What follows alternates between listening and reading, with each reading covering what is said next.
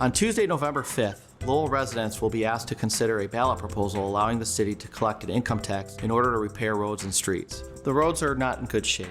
91% of our streets in the city are either rated fair or poor. And of that, 67% are rated poor. The city receives their street funding through gas taxes. And the gas taxes, the way it's set up, are very restricted in how those funds could be used. And at the end of the day, does not give us very much money for street improvements. Property taxes that people pay, very little of that amount actually goes to city streets.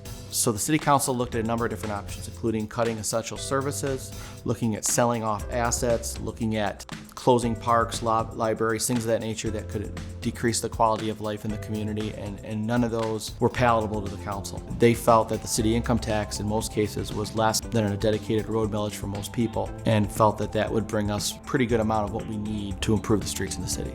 The main reason that I'm in favor of the income tax versus just a dedicated street millage is that the street millage puts all the burden on citizens of Lowell, businesses and residents of Lowell, I should say. Several large employers in Lowell and their employees go up and down our roads at least 5 times a week, sometimes more. And by doing an income tax, we're sharing the burden with the people who are using the roads, not just people who live here or own businesses. People are coming to city council meetings, they stop you on the street and say, when are you going to fix the roads? It is probably our #1 complaint is the condition of the roads. The roads are in bad shape. Fortunately, a couple of the main roads, Main Street is taken care of by the state of Michigan, and Hudson, the main north-south artery, is a county road. So the roads that a lot of the people see are not as bad as some of the residential side streets. I have had a few customers say that, their friends won't come visit them because the roads are so bad, they're worried about it beating up their cars. Putting patches on top of patches is just not a good situation, which is what we've been doing. We're trying to solve the problem. Tons of small towns, even big places like East Lansing, had to adopt a city income tax because they couldn't cut services anymore, and people were complaining about the roads. It seemed like the best option available. We looked at raising the millage rate, but unfortunately our millage rate is already fairly high and we are limited to what we can do. If we asked the Kent County Sheriff's Department to watch over Lowell, it would only save us about $200,000.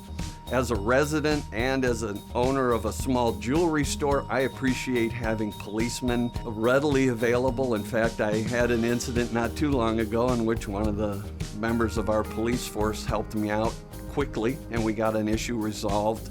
I frankly thought maybe selling light and power would be a good idea until I looked into it and realized all the ramifications. And as the most recent storm shows, we had a couple little blips in Lowell.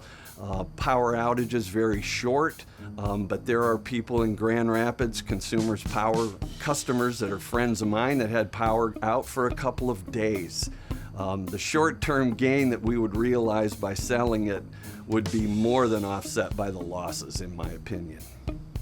If the income tax is passed by voters, the city will lower the property millage 5 mils from its current 15.7 mils to a do not exceed number of 10.7 mils over the 15-year life of the income tax. Lowell's very desirable and property values are on the increase, but nice roads just improve everybody's assessment of whether they want to live in Lowell or not, so I think it's a good thing. Please remember to vote on November 5th. Thanks for giving thoughtful consideration to the city income tax, and remember to vote on November 5th.